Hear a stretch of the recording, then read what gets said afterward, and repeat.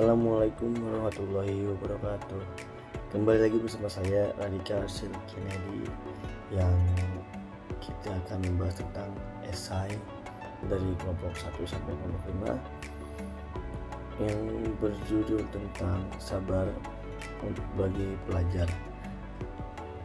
Tanpa berlama-lama lagi, kita langsung saja simak video berikut ini. Pertama, dari kelompok 1. Bagaimana Anda bisa menjelaskan seseorang pelajar dapat belajar dengan sabar sehingga belajar sempurna, tidak rusak, dan diridhoi Allah?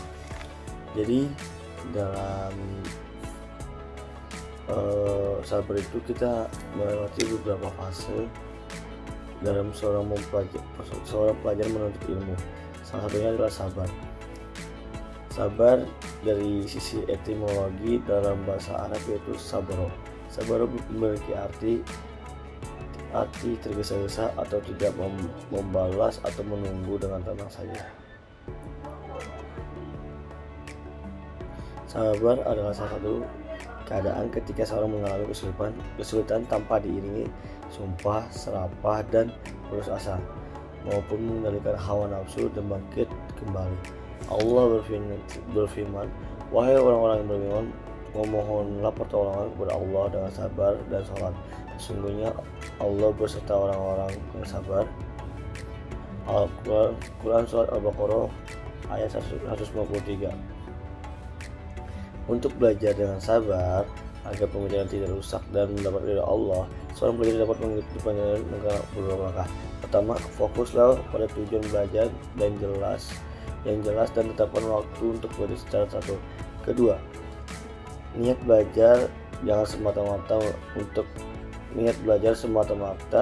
untuk mencari ilmu dan mendekatkan diri kepada Allah. Ketiga, berdoalah dan sebelum ataupun sesudah belajar. Keempat, jangan lupa istirahat dan menjaga kesehatan fisik. Kelima, bersikaplah rendah hati dan jangan lupa terbuka untuk pengetahuan. Dengan mengikuti langkah-langkah ini, seorang pelajar dapat belajar dengan sabar dan berharap ridha Allah. Selanjutnya, kelompok 2. Bagaimana Anda bisa menjelaskan seorang guru yang sabar yang dapat membimbing, mengasuh, dan mengarahkan siswanya belajar dengan benar sehingga ia dapat berhasil maksimal dalam proses mengajarnya? Cara agar guru dapat sabar dalam mengajar dan membimbing murid dalam proses belajar dapat maksimal. Yang pertama, tetap berpikir positif, luruskan niat, tumbuhkan kesadaran bahwa setiap siswa itu unik dan istimewa, bina atau jalan komunikasi yang baik, biasa melakukan refleksi atau evaluasi. Itu adalah beberapa cara. Dan kenapa sih guru itu harus sabar? Karena guru pintar pasti menemui banyak siswa dengan berbagai karakter dan keunikannya. Ada siswa yang pendiam, ada siswa yang suka berbicara, ada siswa yang cepat memahami pelajaran, dan ada siswa juga yang lambat memahami pelajaran. Hal ini menuntut guru untuk meningkatkan sabar ke semua siswa tanpa aplikasi. Kunci sabar ada 3, yaitu menahan diri, tahu aturan-aturan, dan konsisten.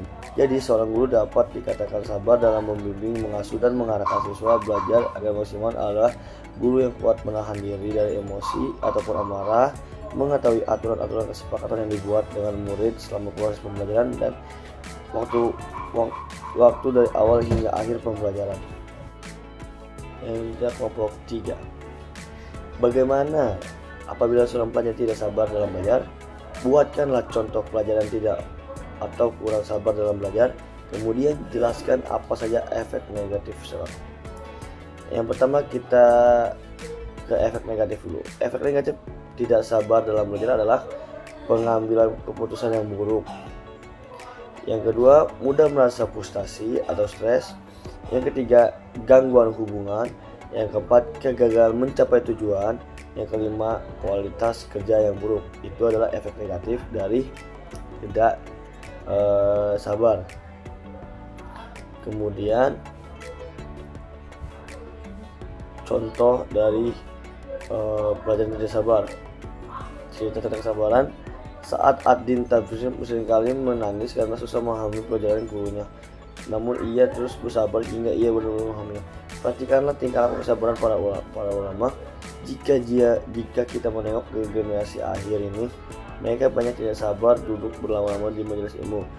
Pandangan yang memilukan di mana mereka belum memiliki kestabilitasan sesuatu ilmu, belum mengikuti para jalan salafus ali dalam menuntut ilmu, namun sudah berani menisbahkan gelar alim kepada dirinya menyampaikan ilmu.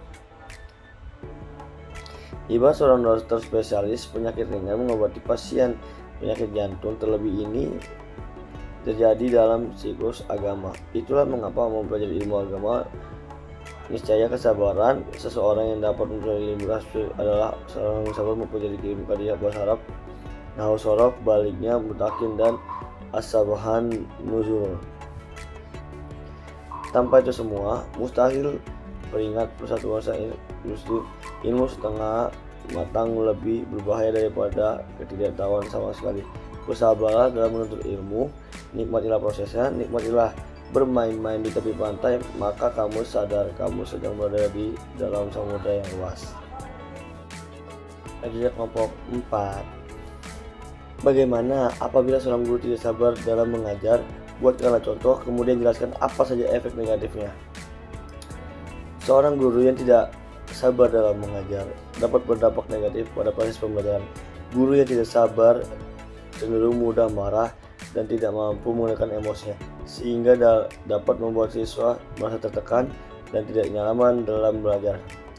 Dampak jika guru tidak memiliki kesabaran adalah murid akan menjadi tidak nyaman, tertekan, dan sulit memahami materi guru. Yang kedua, siswa menjadi tidak tertarik pada materi pembelajaran.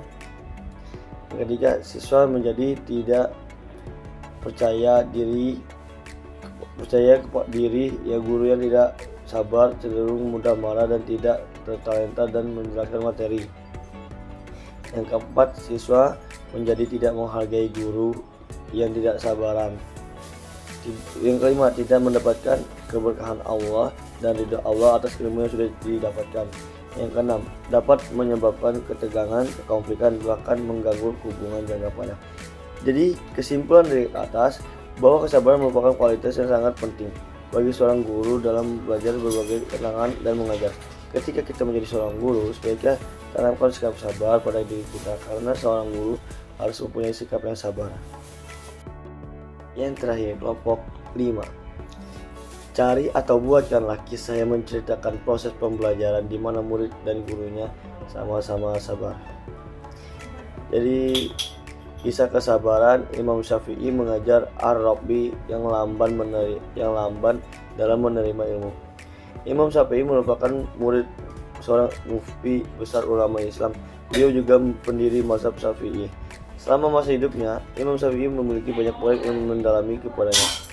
Salah satu muridnya Imam Syafi'i adalah Ar-Rabi bin Sulaiman. Banyak riwayat yang mengisahkan tentang Rabi. Ia termasuk sosok istimewa dan saat ini dikenal sebagai salah satu ulama besar yang percaya dalam peristiwanya. Rabi juga dikenal sebagai pelantun azan dengan suara merdu. Ia sering melakukan azan di Masjid Jumi Masjid yang sering dikenal dengan Masjid Amr bin As. Suara merdunya saat azan bahkan sering mendapatkan pujian Imam Syafi'i. Namun ada kisah menarik dari Rabi yang juga dikenal lamban dalam menerima pelajaran dari Imam Syafi'i. Dikutip dari buku Ensiklopedia Imam Syafi'i karya Dr. Ahmad Nahrawi Abdus Salam Al-Indonesi halaman 25 volume kelima, dikisahkan pembelajaran Rabi dalam menuntut ilmu. Seperti murid lainnya, Rabi selalu hadir ketika Imam Syafi'i menyampaikan ilmu dalam majelis. Namun Rabi selalu gagal memahami ilmu yang disampaikan Imam Syafi'i. Dengan sabar, Imam Syafi'i yang bernama lengkap Abu Abdullah Muhammad bin Idris Asy-Syafi'i Al-Mutawallibi Al-Quraisy ini dengan sabar kembali mengulangkan pembelajaran yang disampaikan. Setelah menerangkan pembelajaran, Imam Syafi'i bertanya, "Rabi sudah paham atau belum?" Lantas Rabi menjawab, "Belum paham."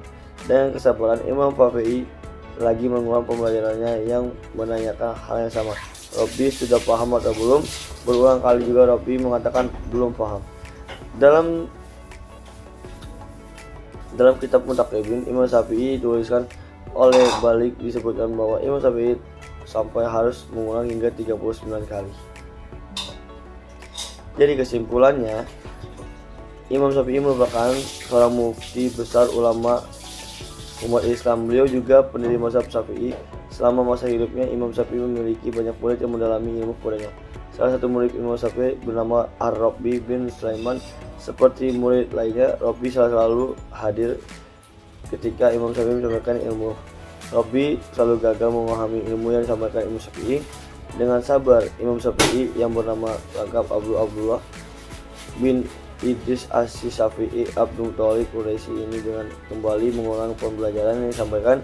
Dengan penuh kesabaran, Imam Syafi'i menjelaskan dan menyampaikan ilmunya, dan lagi-lagi Rabi tidak memahaminya. Kurang lebihnya mohon maaf. Jika ada salah-salah kata mohon maafkan. Jika ada penjelasan yang kurang mohon dimaklumkan. Wallahu muwaffiq ila aqwamit thoriq. Wassalamualaikum warahmatullahi wabarakatuh.